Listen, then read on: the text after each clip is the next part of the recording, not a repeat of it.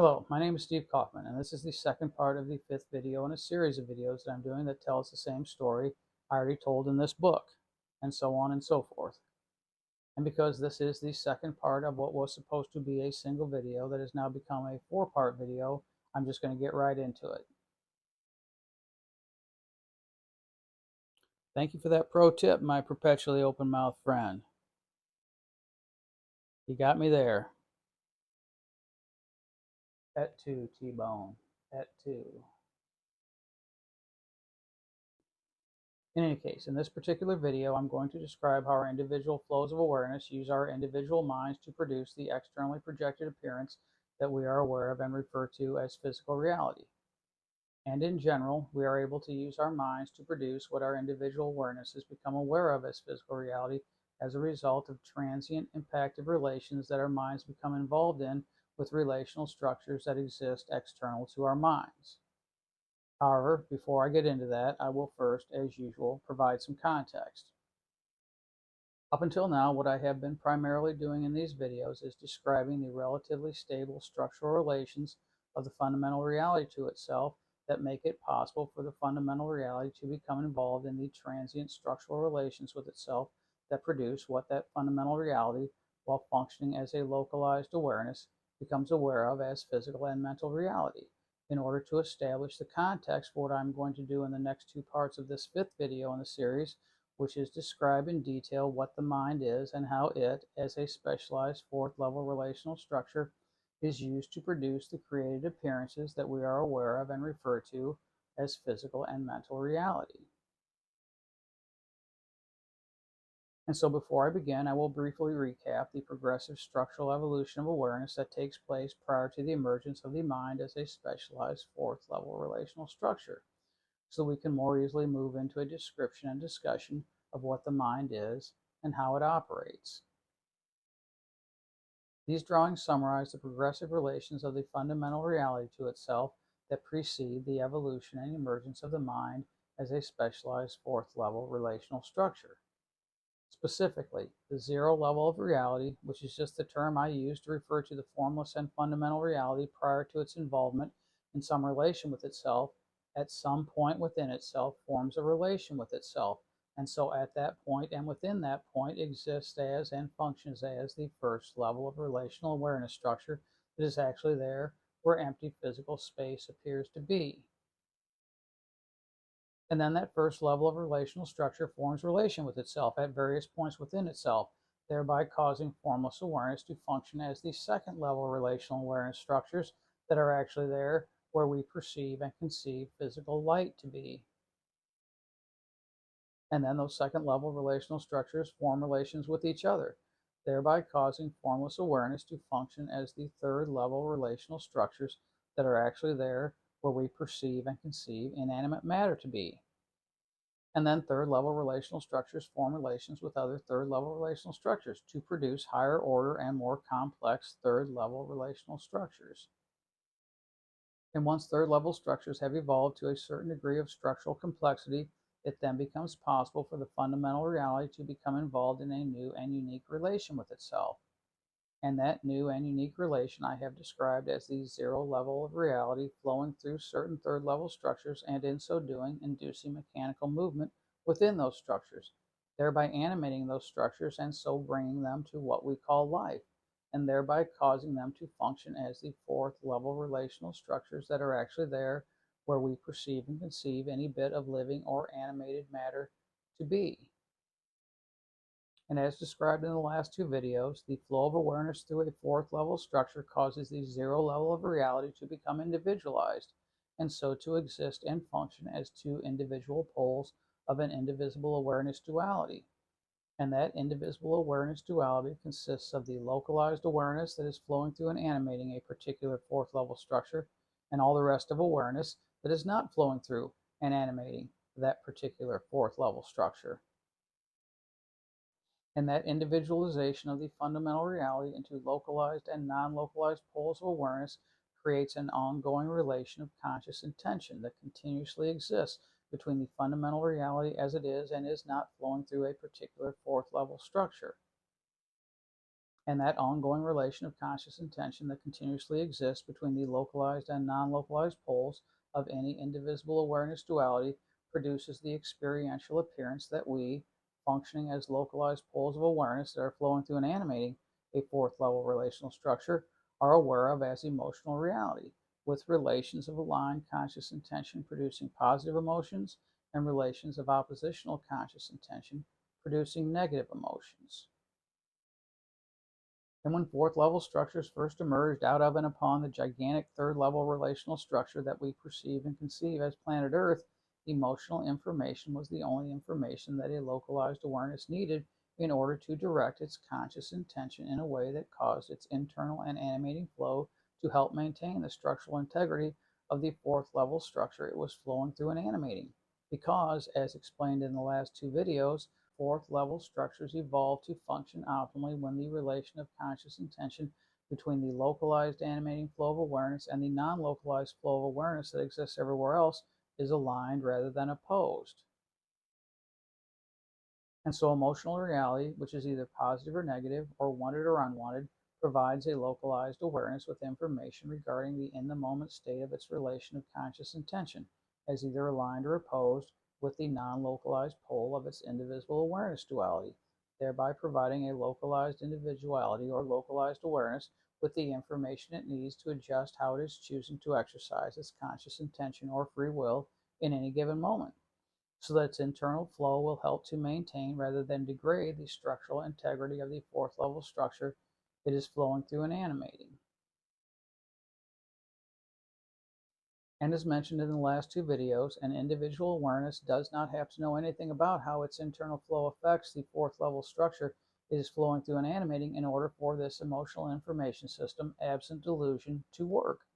Instead, all a localized awareness needs to be aware of is that exercising its conscious intention one way feels positive, wanted, and good, making that way of exercising its conscious intention naturally attractive, and that exercising its conscious intention the other way feels negative, unwanted, and bad, making that way of exercising its conscious intention naturally repulsive. By way of analogy, if you have to keep moving through a tunnel and then come to a point where the tunnel branches off in two different directions, you have to make a choice with regard to which direction you will go. And if movement in one of those directions is for some reason repulsive, for example, let's say there's some horrible stench coming from that direction, and movement in the opposite direction is attractive because there is a lovely odor coming from that direction, then all other things being equal, it is far more likely that you are going to choose to go in the direction that has an odor to which you are naturally attracted rather than in the direction that has an odor by which you are naturally repulsed. And as localized awarenesses that are flowing through and animating fourth level relational structures, in every moment we are faced with a choice with regard to how we are going to flow our awareness toward what we, in that moment, are aware of as reality. And so in every moment we arrive at what is essentially a fork in the tunnel, where we don't just get to choose, but have no choice but to choose how we are going to exercise what we refer to as our free will or conscious intention. And there are only two fundamental ways that we can flow our awareness toward what we, in any moment, are aware of as reality. And so there are only two fundamental ways that we can exercise our free will or conscious intention. Specifically, we can flow our awareness toward what we are aware of as reality with a conscious intention that either accepts or resists the existence of that reality. And absent delusion, that is not a hard choice to make, because absent delusion, choosing an internal attitude of acceptance is an attractive choice, whereas choosing an internal attitude of resistance is a repulsive choice, because internal attitudes of acceptance create positive, wanted, and so attractive emotions, whereas internal attitudes of resistance create negative, unwanted, and so repulsive emotions. And internal attitudes of acceptance create attractive emotions, and internal attitudes of resistance create repulsive emotions, because an internal attitude of acceptance is a conscious intention that aligns with the conscious intention of one's non-localized individuality, and so is a movement of awareness that is analogous to swimming with the current. On the other hand, an internal attitude of resistance is a conscious intention that opposes the conscious intention of one's non-localized individuality, and so is a movement of awareness that is analogous to swimming against the current. Holly has decided to enter the room. Holly cat.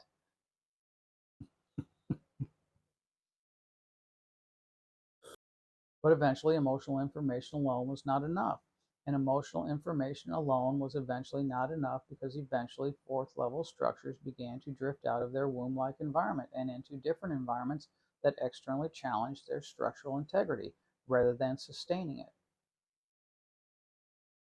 And once fourth level structures began to encounter external challenges to their structural integrity, the individual awarenesses that were tasked with maintaining those structures needed information regarding external reality as well as a way of responding to external reality on the basis of that information.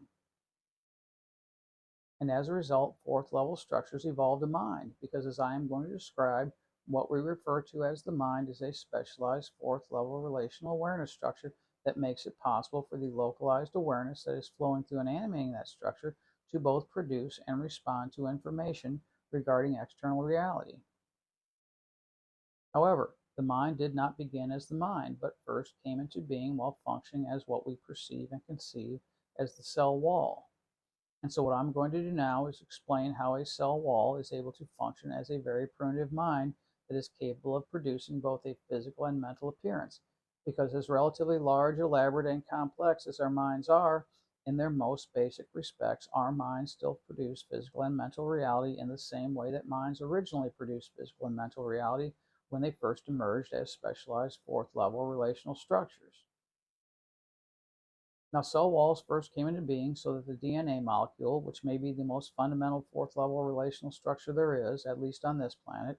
could take its womb like environment with it while it drifted into more challenging environments, thereby allowing it to maintain its structural integrity and so its ability to function as a fourth level relational structure while still operating within those more challenging environments.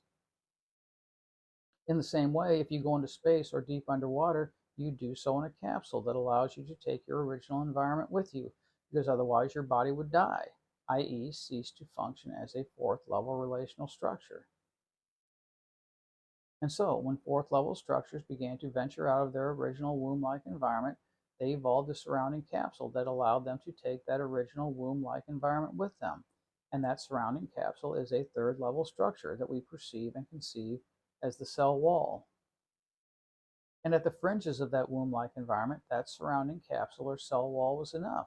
But as the environments that fourth-level structures drifted into became more externally challenging, eventually just having a surrounding capsule was not enough. And in order to meet the challenges posed by those increasingly challenging environments, the cell wall began to perform two additional functions, one of which was the creation of information regarding external reality, and the other of which was providing a response to external reality based on that created information. And at that point, the cell wall began to function as a very primitive mind that eventually evolved and differentiated into the complex minds that we possess, but which minds we are mostly possessed by as a result of our misidentification with the physical and mental experiential forms that our minds are able to produce.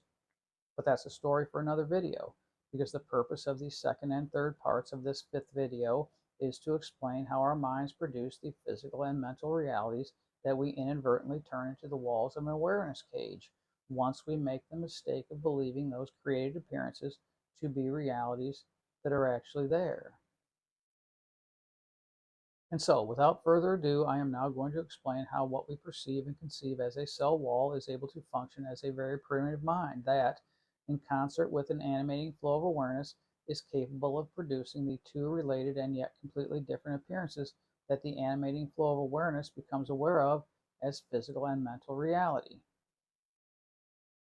More specifically, in this particular video, I will explain how we use our minds to create physical reality, and in the next video, i.e. Part 5C, I will explain how the same cellular structure that makes it possible for an animating awareness to produce a created physical appearance also allows for the production of a created mental appearance. Because although our multicellular minds are much more complex than the original single-celled minds and produce a much more complex set of physical and mental appearances, our multicellular minds still use the same general mechanism that single-celled minds use to produce what their animating awarenesses become aware of as physical and mental reality. And this drawing represents the very primitive fourth level relational structures that we perceive and conceive as prokaryotic cells or prokaryotic life forms, i.e., cellular life forms that do not possess a nucleus, such as bacteria. And this drawing depicts the only two things that are important with regard to understanding how a cell wall is able to function as a very primitive mind. And those two things are the cell wall and the localized awareness that is always there, flowing through and animating anything that we perceive as a still living or still alive life form. And in this video, we will use this drawing to examine how an animating flow of awareness uses this basic mind structure to produce what it becomes aware of as an externally appearing and so externally existent physical reality. And in the next video, we will look at how this same basic mind structure is used to produce what an animating flow of awareness becomes aware of as an internally appearing and so internally existent mental reality. Now, the first thing that needs to be understood with regard to how the mind is used to produce the externally appearing appearance that we refer to as physical reality is that physical reality is always and only ever created as the result of an impactive relation that takes place between the mind and some second, third, or fourth level relational structure that exists external to the mind. And what I mean by an impactive relation is a transient structural relation in which two relational structures basically run into each other, causing one of those relational structures to penetratively impact the other relational structure, meaning that one of those relational structures puts a temporary dent in the other relational structure. And this animation depicts a third level relational structure that exists outside the mind, penetratively impacting the mind and essentially putting a temporary dent in the mind structure, and which temporary dents I refer to as inwardly penetrating impactive boundaries. And macroscopic physical reality, as opposed to quantum physical reality, is always created as an appearance as the result of this type of impactive relation, meaning an impactive relation in which a second, third, or fourth level relational structure that exists external to the mind penetratively impacts the mind, causing an inwardly penetrating impactive boundary to transiently exist in the cell wall or mind structure. And we will get into the differences between macroscopic and quantum physical reality in video 6 of this series. However, at this point, we are primarily focused upon how the mind is used to create macroscopically appearing physical reality, because before you can understand how quantum physical reality is created as an appearance, you first need to understand how the mind works to create macroscopic physical reality as an appearance. And experience-producing impactive relations only take place between second, third, and fourth level relational structures and the mind structure, because the first level of relational structure cannot form an impactive relation with the mind, and so cannot be used to produce a physical reality or physical appearance, which is why the first level of relational structure appears to us as the physical nothingness that we refer to as empty physical space. And the first level of relational structure cannot form an impactive relation with the mind because the mind is a fourth level relational structure, which means that it is a third level relational structure that is being animated by the flow of awareness through it. And so the first level of relational structure cannot form an impactive relation with the mind because the first level of relational structure does not exist either inside or outside the mind, but is instead the underlying structure or relational matrix within which the mind, as a specialized fourth level relational structure, both emerges and operates, in the same way that the first level of relational structure is the underlying structure or relational matrix within which second and third level relational structures emerge and operate. In any case, having now defined the specific type of impactive relation that the mind must form with externally existent second, third, and fourth level relational structures in order to produce what its animating awareness becomes aware of as the physical realities of light, matter, and animated matter, all of which appear to exist in empty physical space, we will next examine how the production of an inwardly penetrating impactive boundary in the cell wall makes it possible for the animating awareness to use that cell wall as a mind to produce an appearance that appears to exist outside the mind, and which created appearances, taken together, eventually come to be known and referred to by human beings as physical reality. Because although human minds are far more than just a cell wall, human minds still produce physical reality in basically the same way that the first minds produced physical reality, which is as the result of being impactively penetrated by a relational structure that exists external to the mind. Basically, what happens is that the inwardly penetrating impactive boundary, which is just an inward protrusion of the cell wall that transiently occurs and exists as a result of its being run into by an externally existent relational structure, functions as a convex lens that the animating flow of awareness is able to use to produce an external appearance that it then becomes aware of, thereby causing that externally appearing appearance to exist as a reality, and specifically to exist as what we refer to as a physical reality.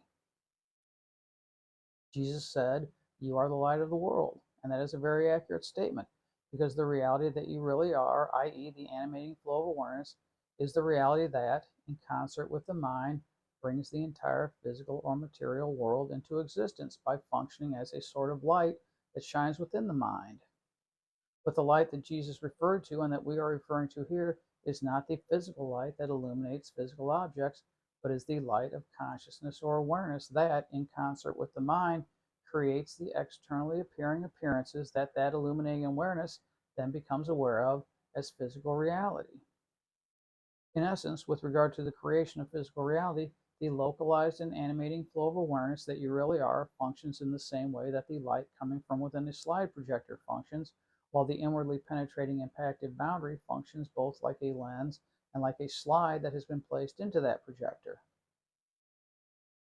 And it is not coincidence that human beings invented projection devices that function in a way that is very similar to the way that the mind functions to produce physical reality. Because, as I have pointed out and given examples of in every video, we live in a fractal universe where fundamental patterns tend to repeat themselves at higher levels of iteration within the fractal awareness structure that is actually there where the physical universe appears to be. And the relational awareness structure that is actually there where the physical universe appears to be is fractal in nature because that structure is produced as the result of an iterative process, and specifically is produced as the result of a process of iterative and so progressive self-relation. And the reality that is undergoing that process of iterative self-relation is not some fundamental physical reality, but is the fundamental and formless reality that is aware or conscious of physical reality. And so the light of awareness or consciousness that you really are, which Jesus referred to as the light of the world, does not illuminate an already existent physical reality, like turning on a light in a darkened room so that you can see the objects that are already in the room. Instead, the light of awareness or consciousness that you really are, by functioning as a source of illumination within the mind, creates physical reality in a way that is similar to the way that the light that is emanating from within a projector creates a projected appearance. Specifically, by functioning as a source of illumination within the mind, an externally projected appearance is able to be created that illuminating awareness or consciousness then becomes aware of or conscious of as a reality that appears or seems to exist external to the mind. And those externally arising appearances then become superimposed by projection upon the externally existent relational structures that are actually there, impactively penetrating the mind and, in so doing, producing the inwardly penetrating impactive boundaries within the mind that make possible the mind's creation of those externally arising appearances. And because those externally arising appearances are superimposed by projection upon the externally existent relational structures that must actually be there impactively penetrating the mind in order for those appearances to exist, those created appearances are able to provide individual awarenesses with relative information as opposed to absolute or objective information regarding those externally existent relational structures. And the creation of those externally projected appearances, and so the creation of that relative information, is a good and necessary thing with regard to the structural survival of fourth level relational structures as they move and evolve into more challenging environments. But the creation of those externally projected appearances and so the creation of that relative information also comes with a potential and significant downside. And that potential downside is that it is possible to mistake those externally projected appearances for being realities that are actually there. And while mistaking those externally projected appearances for being realities that are actually there does not hinder an individual awareness's ability to use that created information to navigate and manipulate externally existent reality, Mistaking those externally projected appearances for being realities that are actually there does obscure the formless reality that is actually there from the awareness of any individual awareness that makes that mistake, leaving that individual flow of awareness completely unaware of the reality that is both actually there and what it really is, which then leaves that individual flow of awareness aware or conscious of only the created experiential appearances, and so effectively trapped in a reality that seems to consist of only those created appearances, and in which self-obscuring reality that then tends to suffer as a result of inadvertently and unknowingly directing its conscious intention in opposition to the conscious intention of the non-localized pole of its individuality while caught up in that delusional state. And so, contrary to the Bible's Garden of Eden mythology, Adam and Eve, who represent collective humanity, did not get seemingly thrown out of paradise just because they ate the apple of the knowledge of good and evil. Instead, what got them seemingly thrown out of paradise is mistaking the relative information regarding reality that eating the apple gave them for absolute and objective information regarding reality. Because created experiential information in and of itself does not obscure from an individual flow of awareness the infinite, timeless, and deathless reality that it really is and that is actually there where any mind-generated appearance appears to be. You can have all the mind-generated experiential information you want and still remain aware of the formless reality that is actually there where that mind-generated experiential information appears to be, as long as you don't make the mistake of believing that created experiential information to be the reality that's actually there. Because it is that mistake and that mistake alone that causes those mind-generated experiential appearances to function as experiential delusions that obscure from one's individual awareness the formless reality that is both actually there and what they really are. And so in terms of mythology, God didn't tell Adam and Eve not to eat the apple. To the contrary, they needed to eat the apple, meaning they needed to evolve a mind because they needed the knowledge of good and evil in order to continue to survive as fourth level structures. Because what the knowledge of good and evil represents is just relative information regarding what helps a particular fourth level structure to continue to operate as a fourth level structure and what causes a particular fourth level structure to not continue to operate as a fourth level structure. Good is what helps and evil is what hurts. That's all. And an external reality that is good or helpful to one fourth level structure may be hurtful and so evil to a different fourth level structure. But what God probably did advise Adam and Eve not to do, and the advice they apparently chose to ignore, was to not mistake the relative information that they became aware of as a result of eating the apple, i.e., evolving a mind, for being absolute information regarding reality, and so for being, in some way, shape, or form, the reality that is actually there. That's the advice they ignored, and that's what got them seemingly thrown out of paradise. Because again, it is that mistake and that mistake alone, i.e., mistaking an appearance for being a reality that is actually there, that causes what is useful and necessary experiential information to function as a delusion that obscures from one's individual awareness the uncreated and paradise-like or nirvanic reality that is actually there where any mind-generated appearance appears to be. In any case, externally projected appearances are able to be created and then mistaken for realities that are actually there because inwardly penetrating impactive boundaries function like a convex lens to project and focus the light of awareness toward a point that exists beyond or external to the mind structure.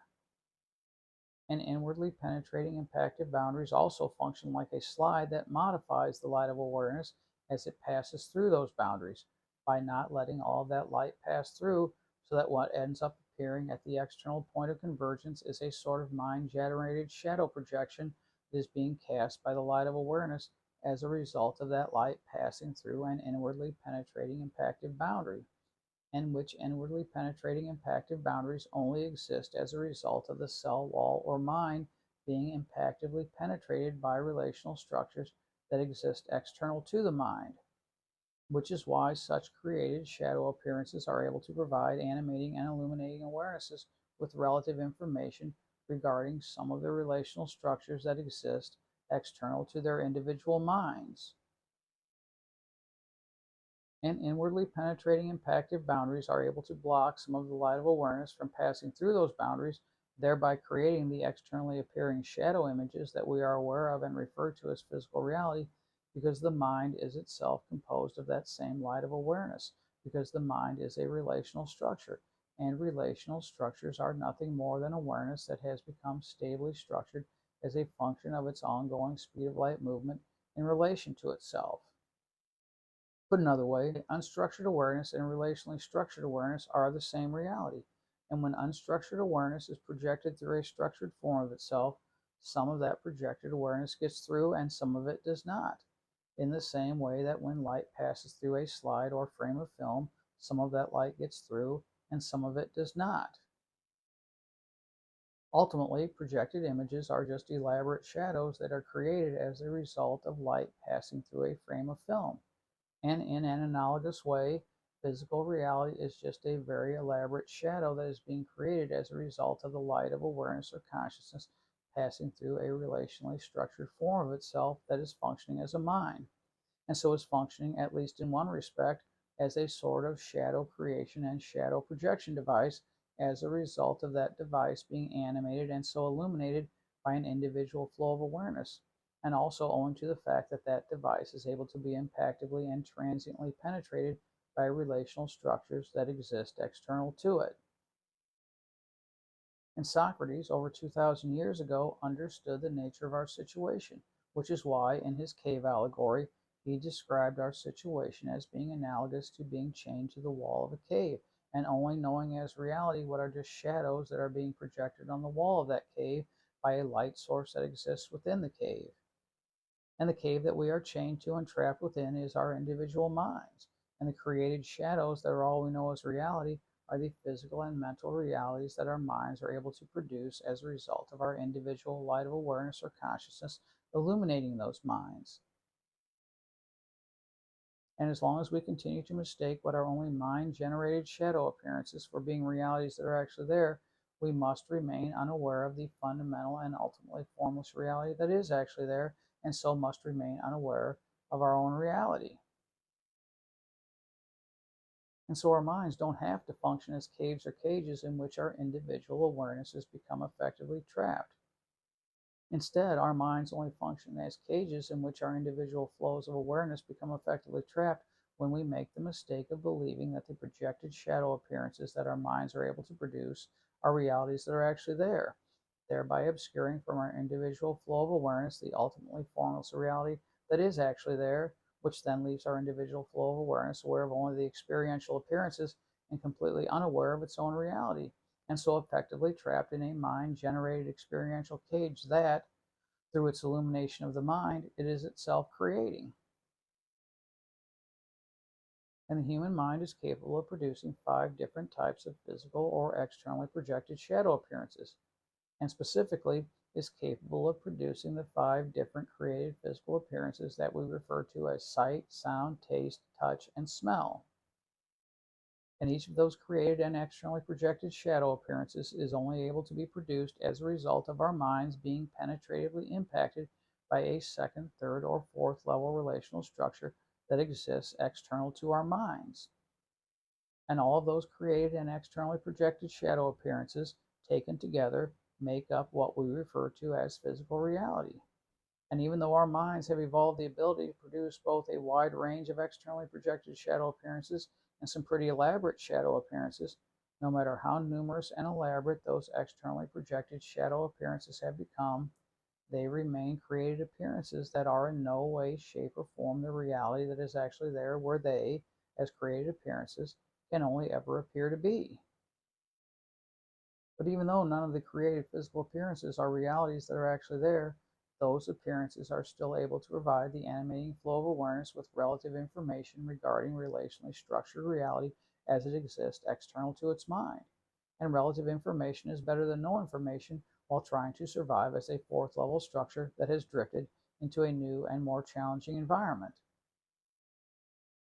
And so now let's look at how physical reality is able to provide an animating flow of awareness with useful information with respect to some of the relational structures that exist external to its mind, even though that relative physical information is never, under any circumstances, an objective representation of the relationally structured awareness that is actually there where any physical reality appears to be. As I said in previous videos, science works not because physical reality is the reality that is actually there, or is in any way, shape, or form an objective representation of the reality that is actually there. Instead, science works because physical reality cannot tell a lie. And physical reality cannot tell a lie because the only way for a mind to produce a physical reality is by being impactively penetrated by a relational structure that exists external to that mind. Put another way, physical reality cannot tell a lie because for a physical reality to exist, an inwardly penetrating impactive boundary has to have arisen in a mind. And the only way an inwardly penetrating impactive boundary can arise in a mind is as the result of a relational structure that exists external to that mind, basically running into and putting a temporary dent in that mind, and which temporary dent the animating flow of awareness then illuminates, thereby causing an externally appearing shadow that same animating flow of awareness then becomes aware of as an externally appearing physical reality. But even though the only way to create a physical reality is by having a relational structure that exists external to a mind impactively penetrate that mind, physical reality as a created appearance does not provide us with objective information regarding the relational structure that had to penetratively impact that mind in order for that physical reality to be created as an appearance. And by objective information, I mean information regarding external reality that exists as a reality independent of the mind. Instead, the type of information that physical reality provides us with is only ever relative information regarding some second, third, or fourth level relational structure that exists external to our mind. And I am now going to explain exactly what I mean by relative information, because you need to understand what relative information is in order to understand the type of information that physical reality is actually providing us with, so that you can understand why physical information is never objective information regarding whatever relational structure is actually there where the created and relative physical information appears to be. So you can understand why physical reality is not in any way, shape, or form the reality that is actually there, so that you can loosen your grip on the mistaken belief that physical reality is the reality that's actually there, so that you can stop using that mistaken belief to convert physical reality into a delusion that, as a delusion, obscures mere awareness, the relationally structured and yet ultimately formless, timeless, deathless, paradise-like, and nirvanic reality that is both actually there and what you really are.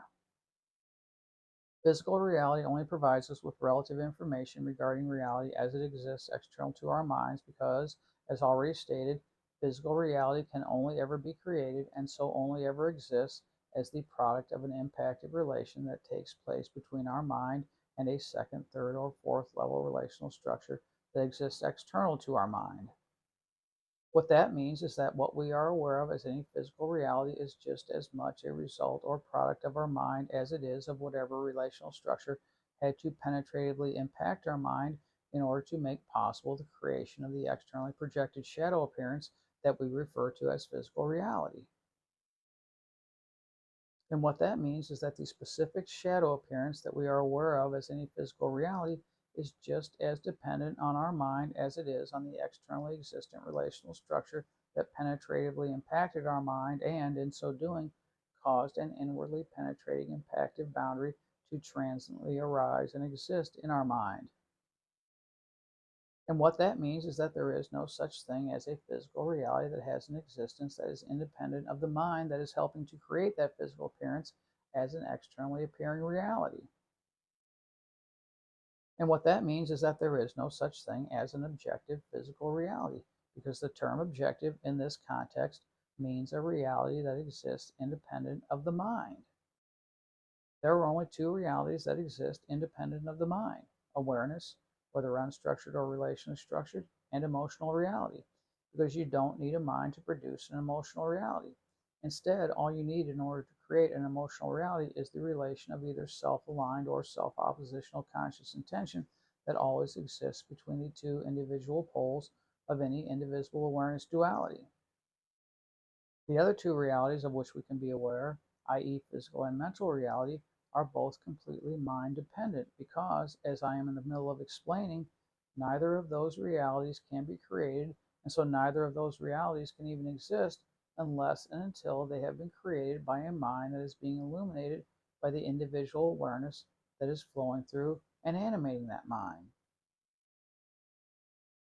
But physical reality, unlike mental reality, doesn't just need a functioning mind in order to be created. And again, that's because the only way the mind can be used to create a physical reality is as a result of that mind being penetratively impacted by a second, third, or fourth level relational structure that exists external to it. And as a result, you can't become aware of a physical reality unless there is a relational structure actually there external to your mind that is able to penetratively impact your mind, and in so doing, give rise to an inwardly penetrating impactive boundary that is then used by your individual awareness to create and project a physical appearance onto the externally existent relational structure that is actually there penetratively impacting your mind. And that requirement is what tethers physical reality to relationally structured reality. And that requirement is why physical reality cannot tell a lie, which is why science works, even though physical reality provides only relative information and not objective information regarding reality as it exists external to the mind. And what I mean by relative information is this. What physical reality expresses is a relation that exists between some structural state of the external relational structure that is impactively penetrating a mind and that same structural state of that mind, which is also a relational structure. And whatever that structural state is, its relation to itself always has two possible structural orientations, and so two potential relational outcomes, and so two possible experiential outcomes. And that unavoidable structural relational duality is why all physical realities come in pairs of experiential opposites, such as wave and particle and hot and cold. And so is why physical reality appears as it does, which is as a reality that consists of various experiential opposites or experiential dualities. Put another way, physical reality appears to us in terms of experiential opposites or experiential dualities, not because those experiential opposites or dualities are what's actually there, but only as a function of the inherent duality of the structural relation that must take place between an external relational structure and the mind in order for a physical reality to be created as an appearance. And that inherent structural duality exists and thereby gives rise to physical experiential duality, because for every structural relational orientation that can exist between two relational structures that creates a particular physical appearance or reality, there has to be an opposite structural relational orientation that can also potentially exist between those two relational structures, and which opposite structural relational orientation, if it takes place, produces the opposite physical appearance or reality. In essence, two possible and opposite structural relational orientations equals two possible and opposite experiential outcomes, because the experiential outcome is not solely a function of some structural state of the externally existent relational structure that is impactively penetrating the mind, but is equally a function of that same structural state of the specialized fourth level structure that is functioning as a mind. Now that's a lot to take in, and as always, it's much simpler than it sounds. And so now I'm going to clarify and simplify what I just said by explaining how the physical experiential duality of hot and cold is created as a function of a structural relation that takes place between relational structures that exist external to our minds and the specialized fourth level relational structures that are functioning as our minds. The physical realities of hot and cold are created as the product of a relation that takes place between the structural vibrational rate of some relational structure that exists external to the mind and the structural vibrational rate of our temperature sensors. And those temperature sensors, like all of our physical sensors, evolved as extensions of our minds, inasmuch as those sensors, when penetratively impacted by whatever relational structure they've evolved to form a relation with, then send a nervous impulse to our mind that then impactively penetrates our mind, thereby producing in our mind an inwardly penetrating impactive boundary that is then used to create a particular physical experience or reality, and which particular physical experience or reality, in the case of temperature sensors, is the physical reality that we are aware of and refer to as the experience of hot or cold. And the particular physical experience or reality created is always just one aspect or pole of what is always an experiential duality or experiential complementarity. For example, when you touch something, it appears or feels either hot or cold and not both simultaneously. And in the same way, when scientists touch or impactively interact with a quantum relational structure using some experimental setup, the physical reality created appears as either a particle or a wave and not both simultaneously. And I am now going to explain why that is by explaining how the opposite physical experiences of hot and cold are created by our minds as a result of the two different structural relational orientations that are always possible with regard to the impactive structural relation that must take place between a mind and some externally existent relational structure in order for that mind to produce a particular physical appearance or physical reality, regardless of whether that impactive relation revolves an external structure impacting the mind directly, as is the case for the most primitive forms of mind, or indirectly through the intermediary of some organic or mechanical sensor, as is the case for more highly evolved minds like ours. As already stated, the physical realities of hot and cold are created as the product of an impactive relation that takes place between the structural vibrational rate of some relational structure that exists external to the mind and the structural vibrational rate of our temperature sensors. And as also already stated, that structural relation, like all structural relations, has two possible structural relational orientations. And one of those possible structural relational orientations is the one where the vibrational rate of the external relational structure is greater than the vibrational rate of our temperature sensor. And the other of those possible structural relational orientations is the one where the vibrational rate of the external relational structure is less than the vibrational rate of our temperature sensor. And so all the phrase structural relational orientation refers to is the orientation of the structural relation that exists when a relational structure external to the mind penetratively impacts a relational structure that is functioning as a mind. Because such structural relations always have two possible structural orientations with respect to whatever structural state is being used to produce some bit of physical information, which is to say, a particular physical experience, such as the experience of hot or cold. And those two possible structural relational orientations are, in general, an orientation of relation where the structural state of the external reality is greater than that same structural state as it exists within the mind or one of its sensors, and an orientation of relation where the structural state of the external reality is less than that same structural state as it exists within the mind or one of its sensors. For example, our experience of hardness and softness has to do with a relation of structural density that exists between some externally existent relational structure and our pressure sensors.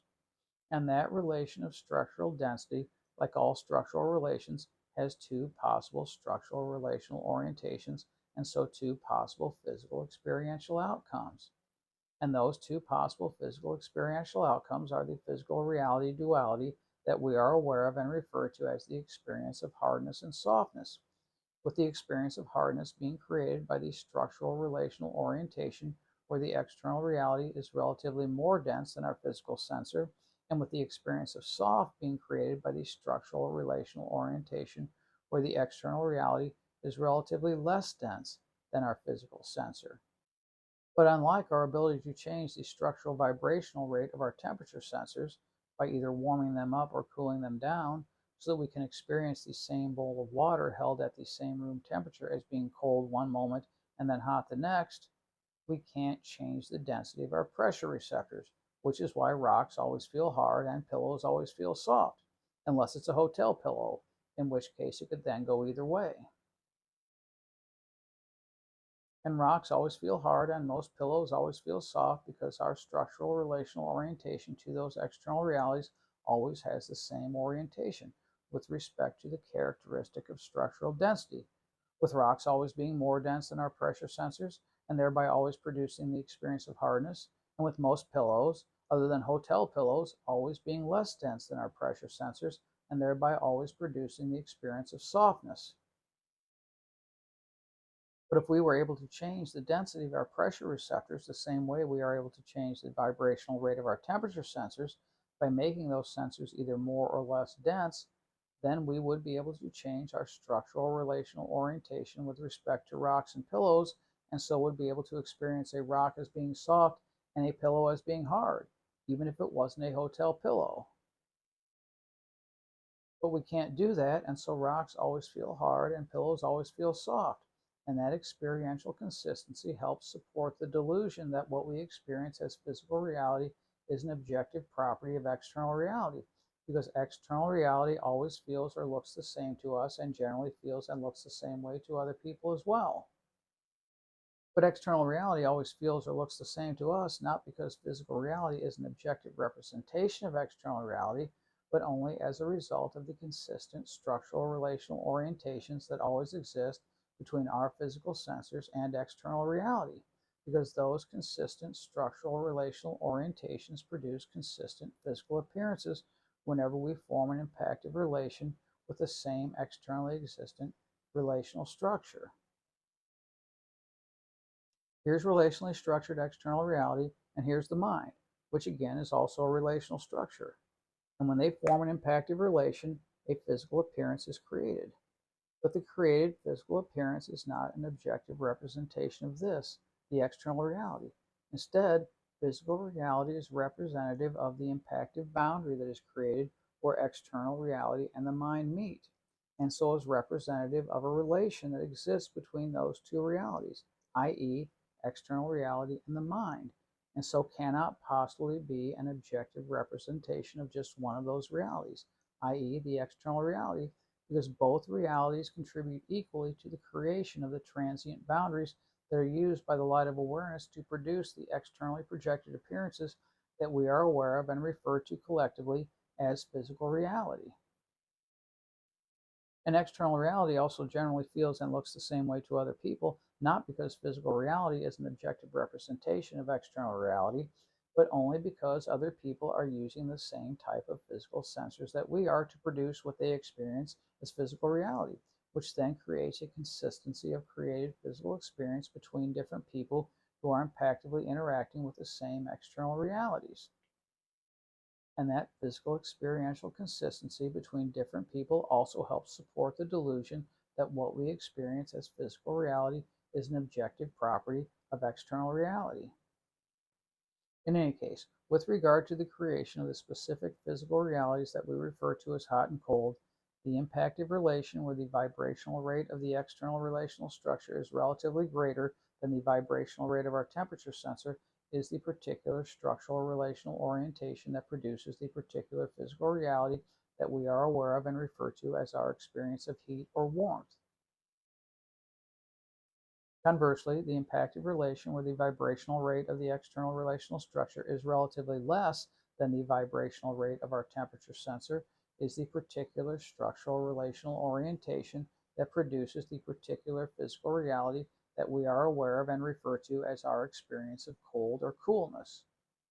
And what that means is that the particular physical experience of either hot or cold is not a direct function of the structural vibrational state of the external reality, and so is not an objective representation of that external reality. Because what the particular physical experience of either hot or cold is a direct function of is the structural orientation that exists between the structural vibrational rate of the external reality and our temperature sensors as those two realities take part in a physical experience producing impactive relation.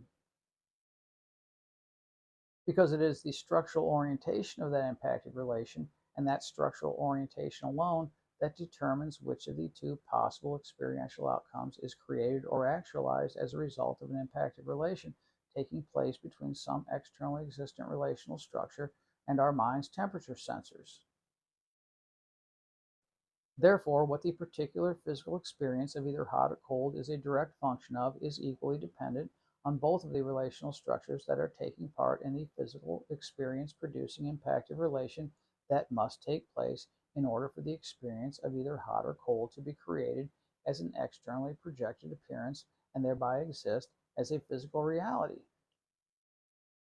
Therefore, the particular physical experience of either hot or cold cannot possibly be an objective representation of just one of those relational structures, and specifically cannot be an objective representation of the externally existent relational structure that is impactively penetrating our mind via our temperature sensors in order to produce the particular physical experience of either hot or cold.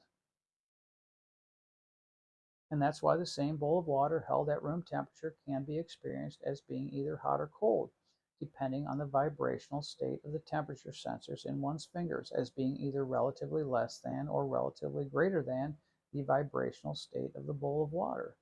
Because the created and experienced physical reality is not an objective or direct function of the external reality, which in this case is the third level relational structures that are actually there where the bowl of water appears to be, but is instead a direct function of the specific orientation of the impactive structural relation that must exist between the structural vibrational rate of some external reality and the structural vibrational rate of our mind via its temperature sensors, in order for the experience of either hot or cold to be created as a physical appearance and so as a physical reality. And so, that some external object is experienced as being hot is not actually telling us that the reality we touched is absolutely and objectively hot. Instead, the only thing the experience of hotness actually tells us is that the reality that we touched has a structural vibrational rate that is relatively greater than the structural vibrational rate of our temperature sensors. That's all. And conversely, that some external object is experienced as being cold is not actually telling us that the reality we touched is absolutely and objectively cold. Instead, the only thing the experience of coldness actually tells us is that the reality that we touched has a structural vibrational rate that is relatively less than the structural vibrational rate of our temperature sensors. That's all. And so relative physical information does not inform one about what an external reality actually is or the structural state it is in, but only informs one with regard to what that external reality is or the structural state it is in relative to the structural state of the mind or whatever physical or mechanical sensor was used to form a physical experience producing impactive relation with that external reality. And that is why it is simply a fact that physical reality only provides us with relative information and not objective information regarding reality as it exists external to our minds. But that relative physical information is enough and is all we need to navigate relationally structured reality, else we wouldn't be here. Because if mind generated relative physical information wasn't enough, fourth level structures never would have been able to survive and evolve beyond their original womb like environment. In any case, what all that means is that if we touch an object and it feels hot, the relational structure that is actually there where the physical object appears does not actually, in that moment, exist in a state of hotness. Instead, the only information that the experience of hotness actually imparts to us is that the relational structure that is actually there where the physical object appears to be had a structural vibrational rate that was relatively greater than the structural vibrational rate of the relational structures that are actually there where our temperature sensors appear to be at the moment those two relational structures became involved in the physical experience producing impactive relation that produced the inwardly penetrating impactive boundary in our mind that was then used by the light of our individual awareness to produce the externally projected appearance that we then become aware of as the physical experience of hotness, and which created and projected physical experience of hotness we then make the mistake of believing is a property or state that derives directly and so objectively from the external object that the created physical appearance of hotness has been projected onto. And conversely, if we touch an object and it feels cold, the relational structure that is actually there where the physical object appears does not actually in that moment exist in a state of coldness. Instead, the only information that the experience of coldness actually imparts to us is that the relational structure that is actually there where the physical object appears to be had a structural vibrational rate that was relatively less than the structural vibrational rate of the relational structures that are actually there where our temperature sensors appear to be at the moment those two relational structures became involved in the physical experience producing impactive relation that produced the inwardly penetrating impactive boundary in our mind that was then used by the light of our individual awareness to produce the externally projected appearance that we then become aware of as the physical experience of coldness, and which created and projected physical experience of coldness we then make the mistake of believing is a property or state that derives directly and so objectively from the external object that the created physical appearance of coldness has been projected onto. And so again, it is simply a fact that physical reality only provides us with relative information and not objective information regarding reality as it exists external to our minds. And what that means is that fire is not actually hot and ice is not actually cold.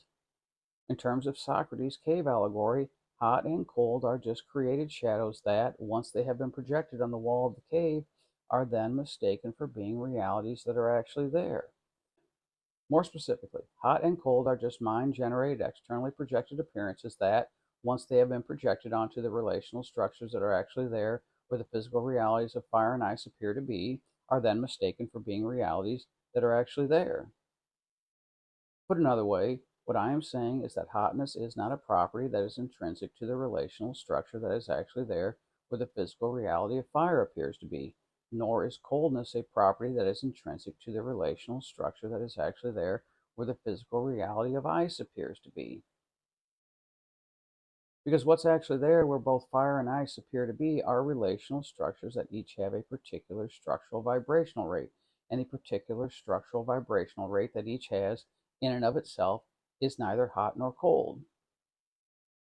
Instead, the physical realities of hot and cold only come into existence when the particular structural vibrational rate that is actually there, where either fire or ice appears to be, forms an impactive relation with the mind or one of its sensors, and which relational structures also have a particular structural vibrational rate.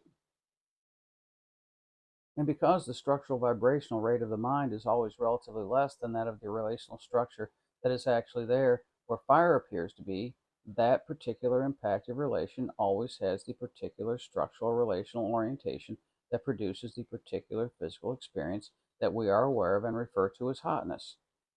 And conversely, because the structural vibrational rate of the mind is always relatively greater than that of the relational structure that's actually there, where ice appears to be,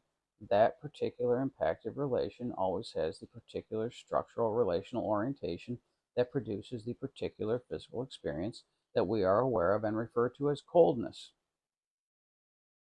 However, if the sun was a fourth level relational structure that was able to form a physical experience producing impactive relation with fire, the sun would experience fire as being cold because the structural vibrational rate of the relational structures that are actually there where the sun appears to be is relatively greater than the structural vibrational rate of the relational structures that are actually there where fire appears to be. And in the same way, if liquid nitrogen was a fourth level relational structure that was able to form a physical experience producing impactive relation with ice, that liquid nitrogen would experience ice as being hot because the structural vibrational rate of the relational structures that are actually there where the liquid nitrogen appears to be is relatively less than the structural vibrational rate of the relational structures that are actually there where ice appears to be. Ultimately, what I'm saying is that any created and projected physical reality or appearance that we become aware of as the result of our involvement in some physical experience producing impactive relation with some externally existent relational structure is never a direct function of the structural state of that externally existent relational structure, but is instead only ever a direct function of the structural orientation of the impactive relation that exists between the structural state of that externally existent relational structure and the same structural state of our mind or physical sensor. And all impactive relations have two potential and so two possible structural orientations, and so two potential and so two possible physical experiential outcomes. And the particular experiential outcome that is created and so actualized is a direct function of the particular structural orientation that exists in the moment the impactive relation takes place, and so is not a direct function of, and so is not objectively representative of, the externally existent relational structure that, by impactively penetrating the mind, makes possible the creation and actualization of just one of what is always two potential and possible physical experiential outcomes. Now, what I've just described is the general reason that opposite physical realities are able to be created as projected appearances by the mind. And that general reason is because physical realities, in order to be created, require that an impactive relation take place between a relational structure that is functioning as a mind and a relational structure that exists external to that mind, combined with the fact that impactive relations are structural relations that always have two potentially possible and opposite structural orientations, one of which, when it occurs, allows for the creation of one physical experience, and the other of which, when it occurs, allows for the creation of the opposite physical experience.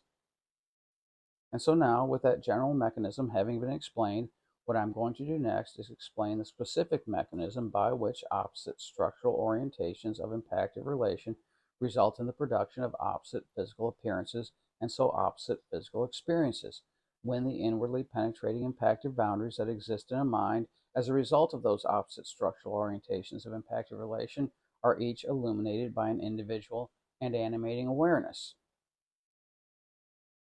And we will begin that explanation by recalling that once an inwardly penetrating impactive boundary has arisen in a mind, as a result of that mind being impactively penetrated by a relational structure that exists external to it, that inwardly penetrating impactive boundary then functions as both a convex lens and as a sort of slide or filter that casts an externally projected awareness shadow when illuminated by its animating awareness, and which externally projected awareness shadow the animating and illuminating awareness then becomes aware of as an externally existent reality, and which externally existent shadow realities we are aware of and refer to as physical reality.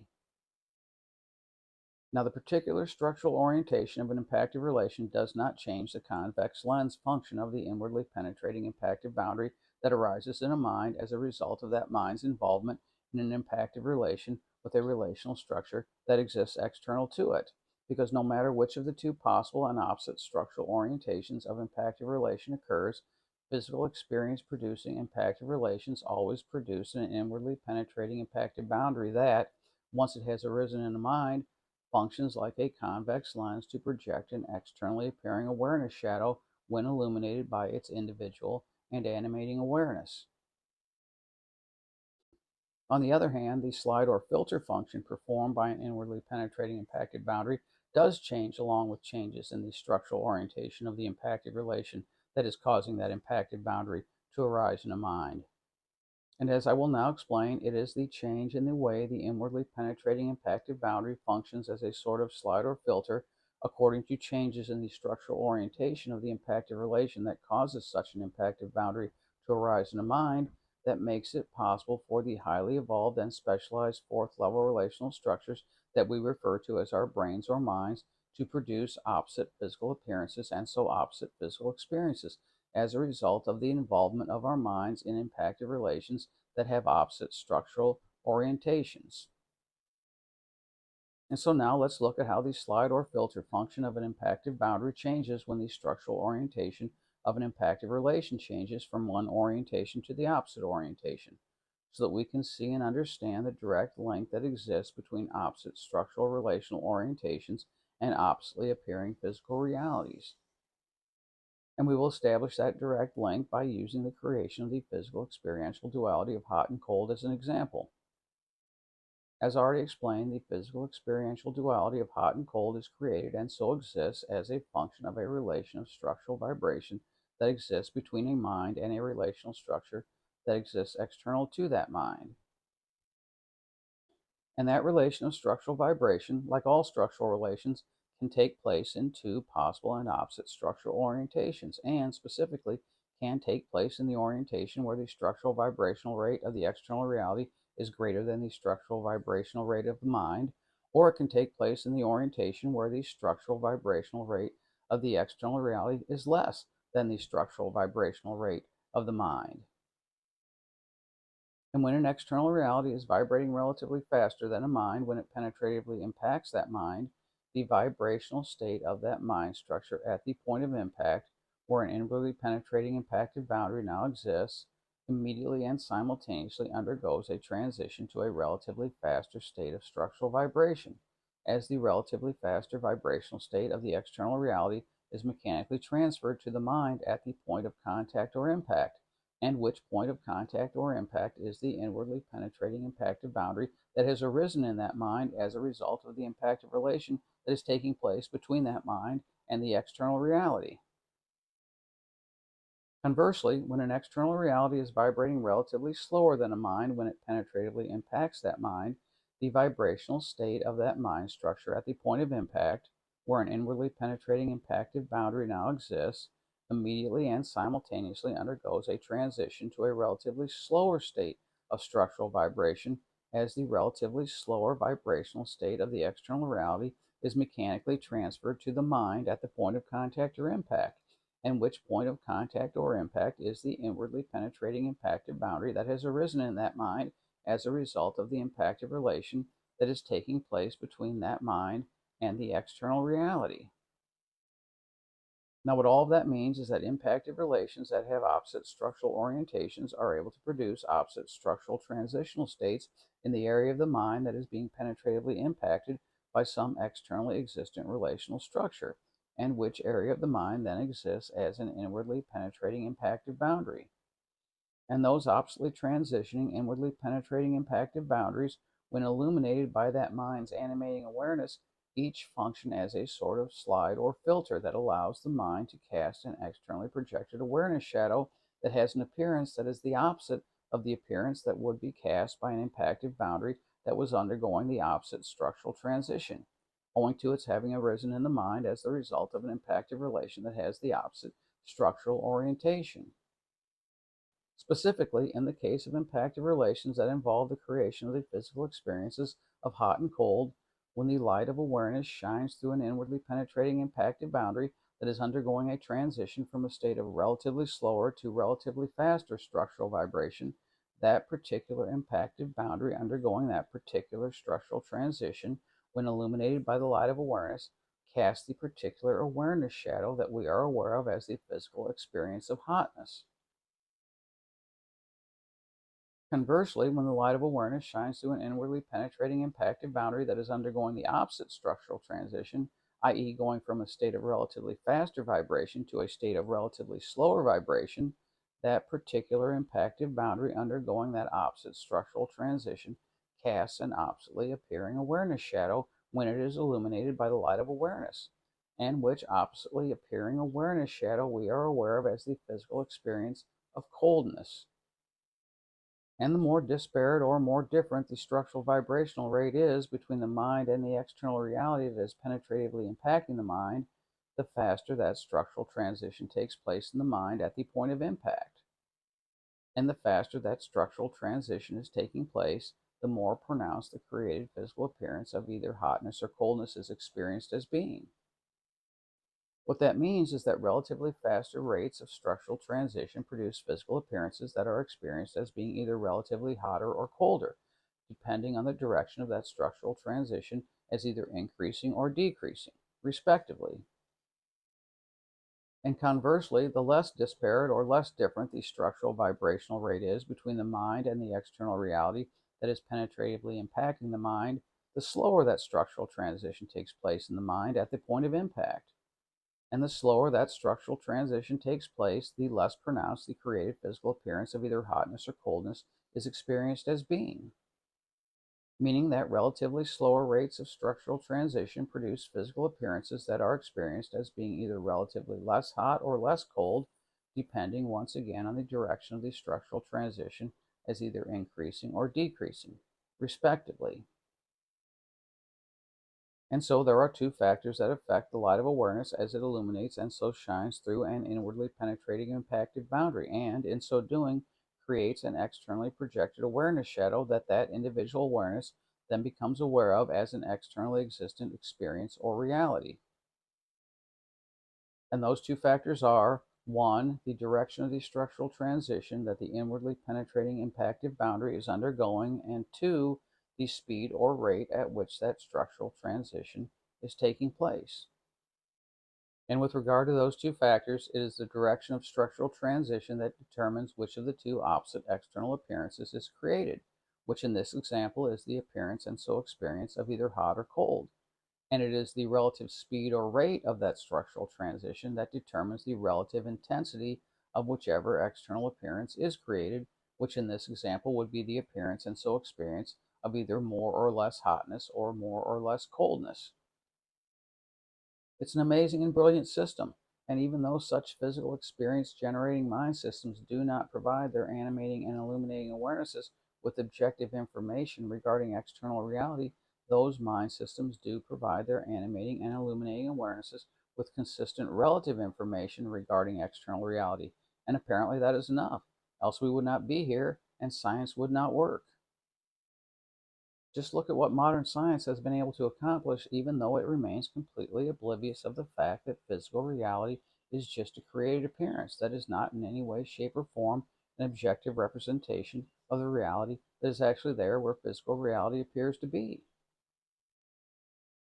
And modern science has been able to accomplish what it has accomplished with regard to ongoing technological improvement, despite its utter and complete cluelessness regarding the nature of reality, because even though physical reality only provides us with relative information regarding external reality, that mind generated information is both consistent and cannot tell a lie.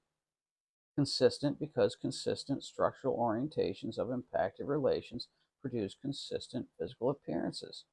and unable to tell a lie because the only way to produce physical information is as the result of a mind forming an impactive relation with a relational structure that exists external to it, regardless of whether or not that impactive relation requires that mind to use an organic or inorganic sensor as an intermediary in forming an impactive relation with external reality. What that means is that if an individual awareness is able to become aware of some physical reality, that can only be because there is a relational structure that is actually externally there that the mind is able to form an impactive relation with in just one of what are always two potentially possible structural orientations. And if there is a relational structure externally there that one mind can form an impactive relation with in order to produce a particular physical experience, then another mind of the same evolutionary design can also form an impactive relation with that relational structure and, in so doing, become aware of what appears as the same or opposite physical experience. And in most cases, it appears as the same physical experience because, in most cases, different minds of the same evolutionary design form impactive relations with externally existent relational structures in what is the same structural orientation of impactive relation, with one of the notable exceptions being the physical experience of hot and cold. Specifically, the same externally existent relational structure that makes it possible for one mind to produce the physical experience of hot can make it possible for a different mind to produce the physical experience of cold, because in that particular impactive relation it is possible to change the structural vibrational state of the mind via its sensors while keeping the structural vibrational state of the external reality the same. But that's not usually the case, because what's usually the case is that both the structural state of the external reality and the structural state of different minds of the same evolutionary design are relatively stable, so that when any of those minds form a physical experience producing impactive relation with the same external reality, they do so in the same structural relational orientation and so produce what appears as the same physical appearance rather than producing opposite physical appearances, which is why we all experience rocks as being hard and pillows as being soft, with hotel pillows being the exception, since they tend to have structural densities that are far greater than the average pillow.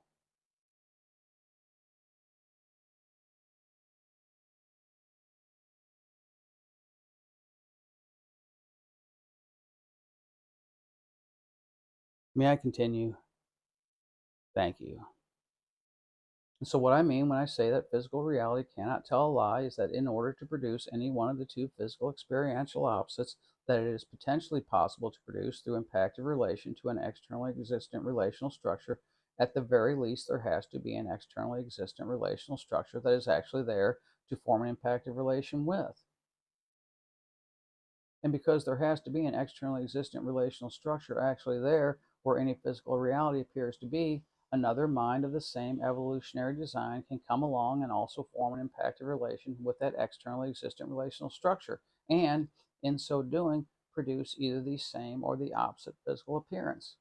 And so physical reality, although it is just a created appearance, doesn't appear out of nowhere and isn't created out of whole cloth, but instead always has to have as its basis a relational structure that is actually externally there. And that's why physical reality cannot tell a lie. And that inability of physical reality to tell a lie tethers physical reality to the relationally structured reality that's actually there. even though physical reality is just a relative and not an objective representation of that reality. On the other hand, mental or conceptual reality can lie quite freely and incessantly, because as I will explain in the next or third part of this four-part video, the human mind does not need an externally existent relational structure in order to produce a conceptual reality or belief. Instead, the human mind can connect mental dots in any way that it wants in order to produce concepts that may or may not accurately represent reality as it actually is. Meaning, the human mind can produce concepts that may be relative truths or may be complete lies.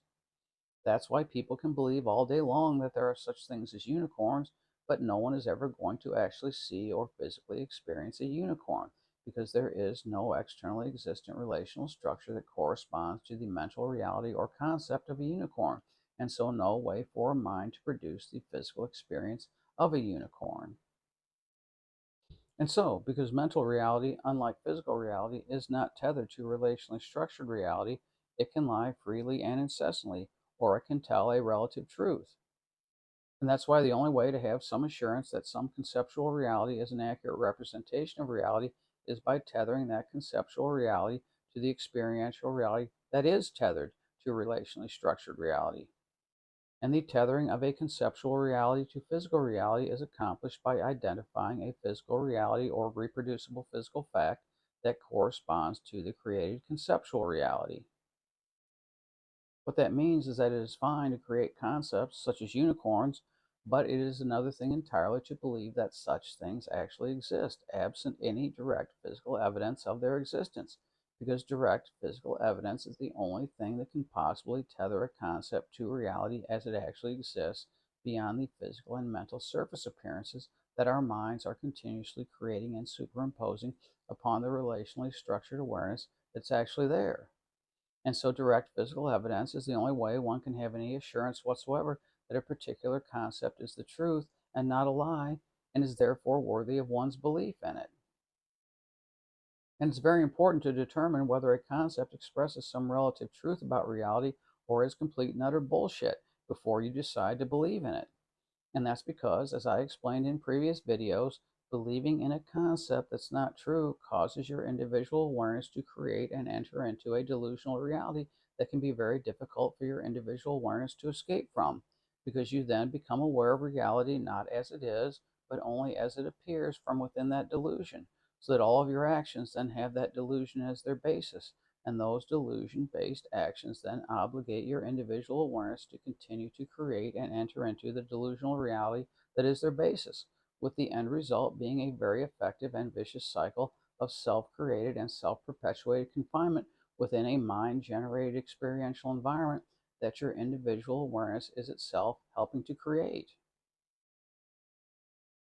And that's why what you choose to believe is not cost neutral, but comes at a very heavy cost when a concept that you are choosing to believe in is actually complete bullshit. Because once your individual awareness creates and moves into the delusional reality created by your mistaken and misplaced belief in what is actually a false concept, that false concept from within the delusional reality it has been used to create no longer appears as just a concept that may or may not be true, but instead appears as an incontrovertible, unquestionable, an established fact that you then seem to have no choice but to believe is true, leaving you unable to recognize the truth even when it is staring you in the face, because from within the delusional reality that was created by the false concept, the truth appears as a lie.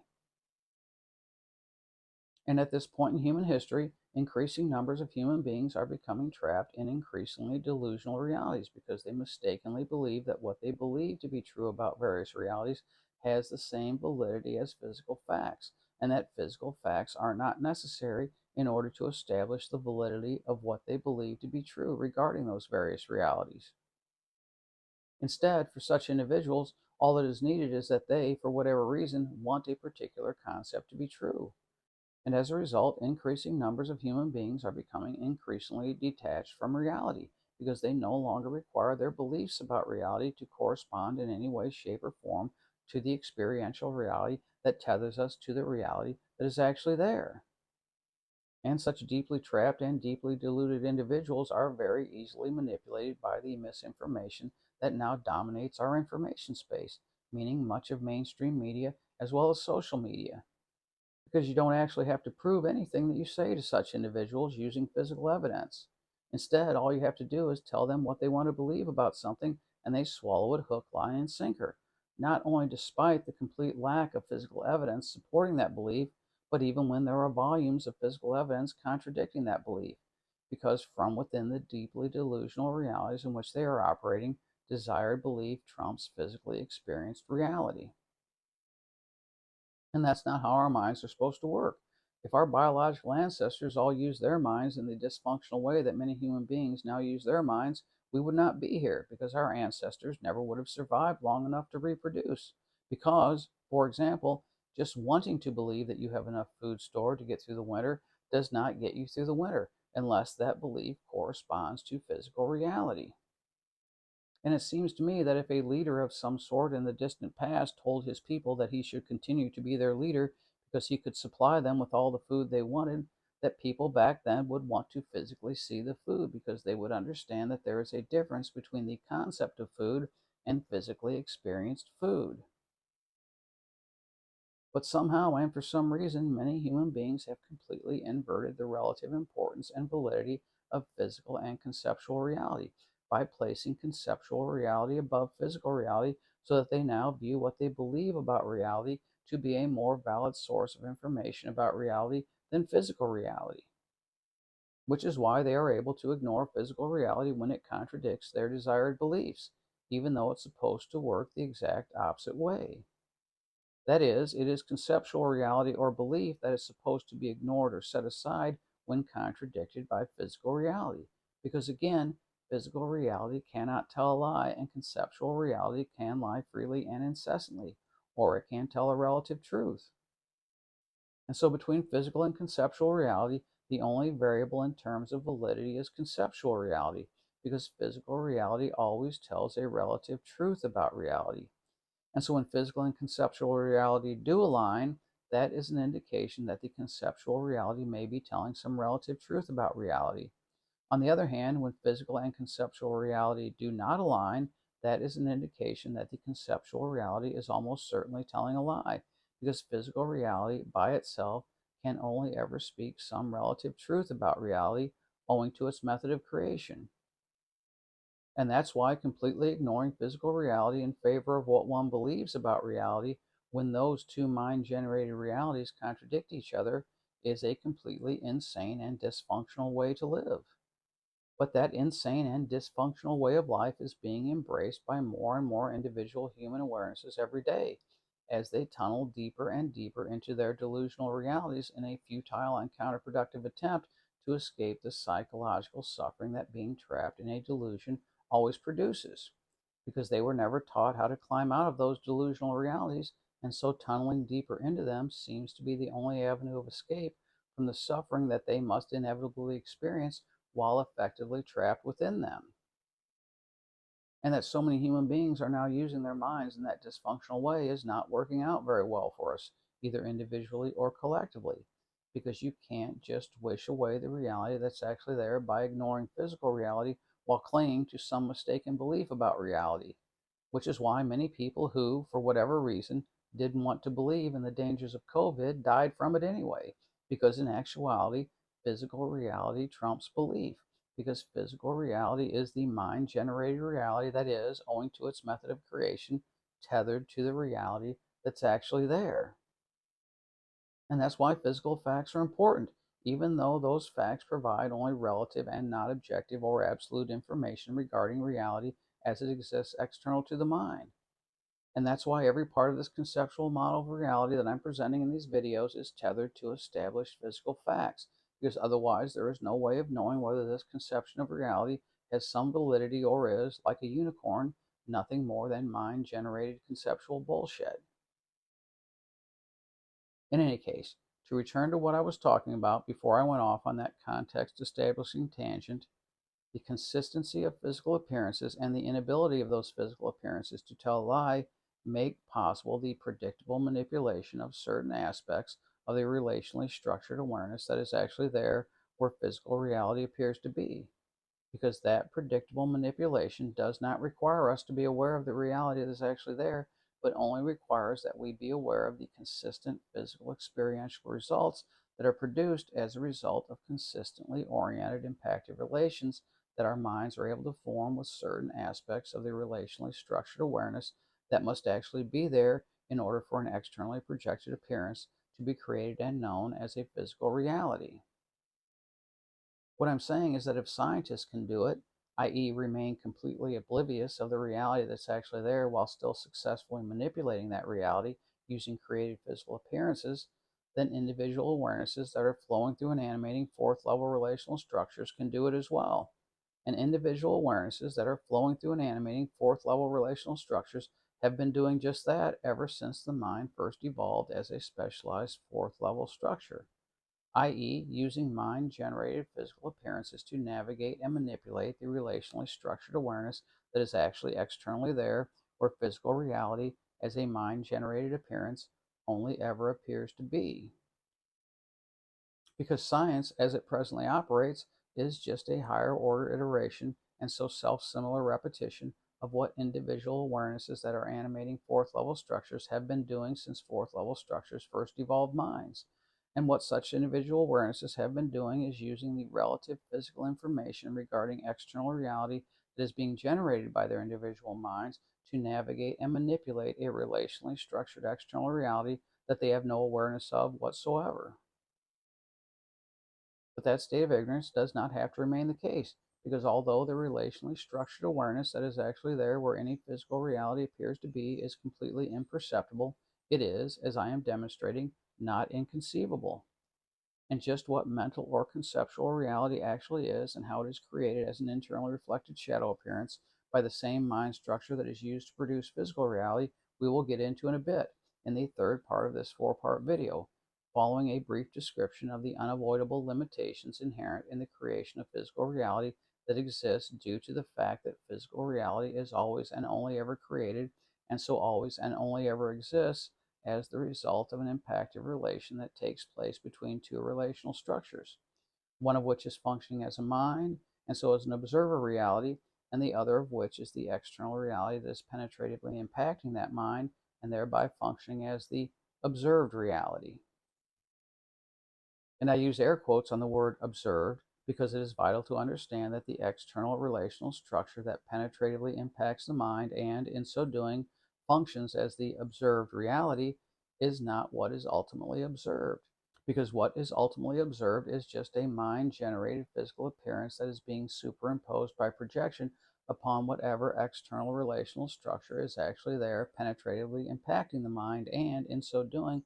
functioning as the external underlying and non-objective basis of the physical appearance or observation, and which projected physical appearance or observation we then mistake for being in some way, shape, or form the reality that is actually there, when all any physical appearance or observation actually is just a mind-generated appearance that is no more real than a reflection, rainbow, or shadow, and which mind-generated appearances only provide us with relative and not absolute or objective information regarding the relational structure that functioned as the observed reality in the impactive relation that produced the physical appearance that we then make the mistake of believing is the reality that is actually there. Now, what I described earlier as the specific mechanism by which the opposite physical realities of hot and cold are created, as well as their gradations, applies in general to every physical experience of which we can possibly be aware. Because every physical experience of which we can possibly be aware, whether it is created using our organic physical sensors or some inorganic mechanical experimental setup, is created as a result of an impactive relation that must take place between a relational structure that is functioning as the observer reality or mind and an externally existent relational structure that is functioning as the observed reality that is penetratively impacting that observer reality or mind. And as previously described, every one of those impactive relations has two opposite structural relational orientations that are potentially possible, and so two opposite physical experiential outcomes that are potentially possible. But here's the thing, only one of the two opposite physical experiential outcomes that are potentially possible can ever be created and so actualized in any given moment with respect to a given observer and observed system, because all opposite structural relational orientations because they are opposite, are also mutually exclusive.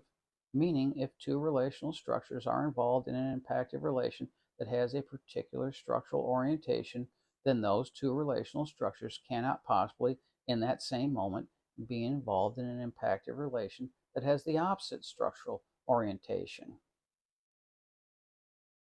In the same way, if you are standing on someone's left, which is a particular structural relational orientation, then you cannot, in that same moment, be involved with that person in the opposite structural relational orientation, meaning you cannot, in that same moment, be standing on their right. And what that unavoidable and inviolable structural constraint means in terms of physical experiential creation is that if you, as the observer reality, are involved in an impactive relation with a relational structure that is functioning as an observed reality in a way that produces a particular physical experience, then it is simply not possible for you to become simultaneously involved in an impactive relation with that same observed reality in the opposite and so mutually exclusive structural relational orientation necessary to produce the opposite physical experience. And what that means is that there is an unavoidable and inviolable structural limitation with regard to what can simultaneously be created as a physical experience by a single observer observed system that has nothing to do with the nature of reality, but has only to do with the impactive relational mechanism that our minds use to create what we are aware of as physical reality, and specifically has to do with the fact that the only way physical reality can be created is as the product of an impactive structural relation that always has two opposite and mutually exclusive structural orientations, one of which produces one experience and the other of which produces the opposite experience. And that unavoidable and inviolable structural limitation is why we, as individual awarenesses, experience physical reality in any one moment in terms of either this or that, and not in terms of both this and that simultaneously. Meaning, for example, in any one moment, something can appear as either hard or soft, and also as either hot or cold. But what something can never appear as, with respect to a single observer observed system in a given moment, is both hard and soft and both hot and cold. Because even if you cool one finger and warm another, and then simultaneously stick them in a bowl of water held at room temperature so that one finger feels warmth while the other simultaneously feels coolness, that is not a single observer observed system, because each finger counts as a different observer, because each finger becomes involved in its own impactive relation with the observed reality, and so creates its own physical reality as a result. And the same unavoidable and inviolable structural limitation that causes us to experience macroscopic physical reality in any one moment in terms of either this or that, and not in terms of both this and that simultaneously, is also why scientists discovered and have to deal with quantum uncertainty, which is the inability and impossibility of an observer system simultaneously fully observing or becoming aware of opposite physical characteristics or states, such as position and momentum, with respect to any observed quantum reality. Because, as it turns out, the more you are able to physically observe with respect to one physical characteristic of an observed quantum reality, the less you are able to simultaneously physically observe with respect to the opposite physical characteristic of that same observed quantum reality.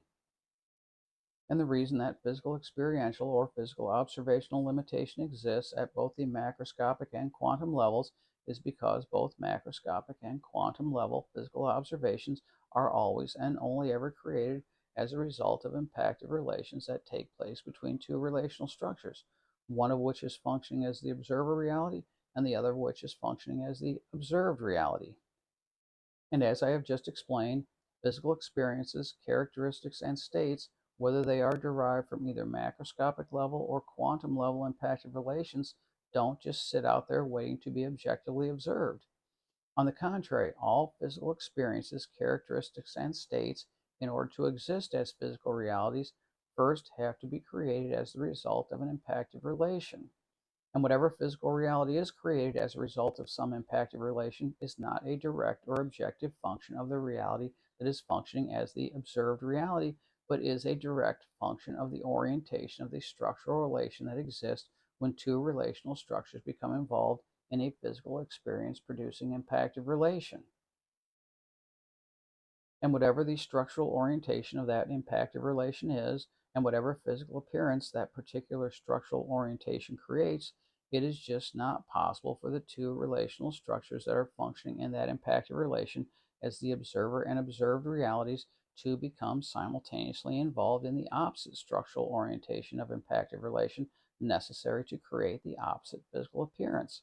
For the same reason, you can't simultaneously be standing on someone's left and right side, which is because being in one of those orientations of structural relation with someone makes it impossible to simultaneously be in the opposite orientation of structural relation with that same someone.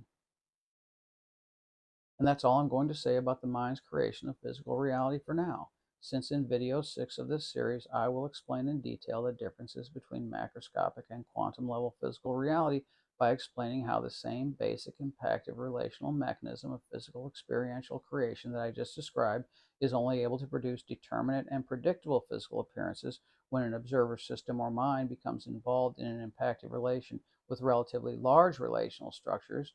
but can produce either determinate and predictable or indeterminate and unpredictable and so probabilistic physical appearances when an observer system or mind becomes involved in an impactive relation with relatively tiny relational structures. All I'll say for now is that the reason quantum level and macroscopic physical reality appear so completely different in nature is because there is a degree of freedom that is potentially present in the formation of physical experience producing impactive relations with relatively tiny relational structures that is never present in the formation of physical experience producing impactive relations with relatively large relational structures. And when that potential degree of freedom is present, it then becomes possible to create an indeterminate, unpredictable, and so probabilistic appearing physical reality. And when that potential degree of freedom is not present, it is only possible to create a determinate, predictable, and so non-probabilistic appearing physical reality. And so the physical evidence that will demonstrate, beyond the shadow of any doubt, the validity of what I am saying here about the nature of physical reality and how it is created will be presented in video 6 of this series, where I will use the relatively simple impactive mechanism of physical experiential creation that I just described to explain why it is that, while quantum level physical reality can appear as either a predictable or probabilistic reality, macroscopic level physical reality always appears as a predictable and so non-probabilistic reality. Basically, when an additional degree of freedom is present, as it can be prior to becoming involved in a physical experience producing impactive relation with a quantum level relational structure, then that quantum level relational structure can only be physically expressed by the wave function, and so in terms of physical experiential probabilities. But once that additional degree of freedom is lost and so is no longer present, which happens the moment an observer system forms a physical experience producing impactive relation with that quantum level relational structure, its wave function collapses. And that same quantum level relational structure can then only be used to produce non probabilistic physical appearances, just like macroscopic relational structures, but not because that quantum level relational structure has undergone some magical and mystical transmutation and transmogrification from a probabilistic reality to a non-probabilistic reality, but only as a result of the structural relational limitation that now exists between it and the observer reality that has made impossible and so taken off the table a full 50% of the impactive structural relational orientations and so 50% of the physical observational possibilities that it was previously and potentially possible for those two realities to function to create before they became involved in a physical experience producing impactive relation,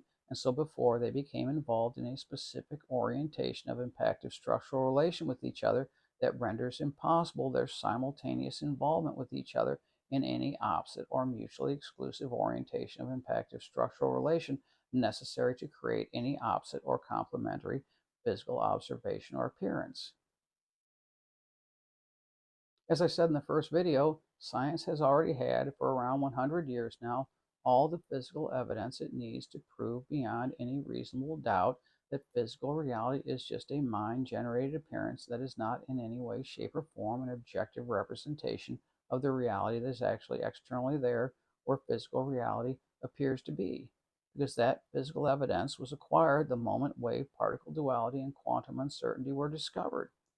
But what science has lacked for these past 100 years, and what science continues to lack, is the willingness to examine, analyze, and interpret that physical evidence outside the context of its mistaken belief that physical reality is, in some way, shape, or form, the reality that's actually there.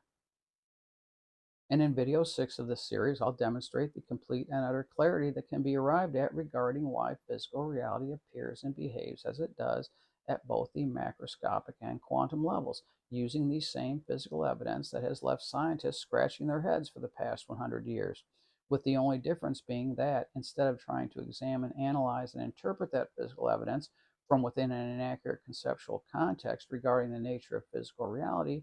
I will be examining, analyzing, and interpreting that physical evidence from within a conceptually accurate context, where physical reality is correctly understood to be just a created appearance that is, in no way, shape, or form, an objective representation of the reality that is actually there.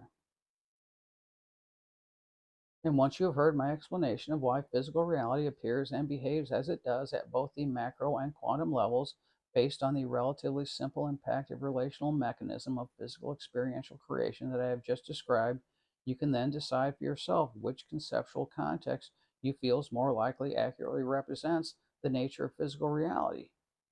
The non-objective context that makes possible the seamless and internally consistent explanation of all physical appearances, both macroscopic and quantum, or the objective context that doesn't really explain anything at all, but instead just leaves one holding a bag full of seemingly inexplicable and insoluble paradoxes, all of which vanish into thin air when looked at from the non-objective context.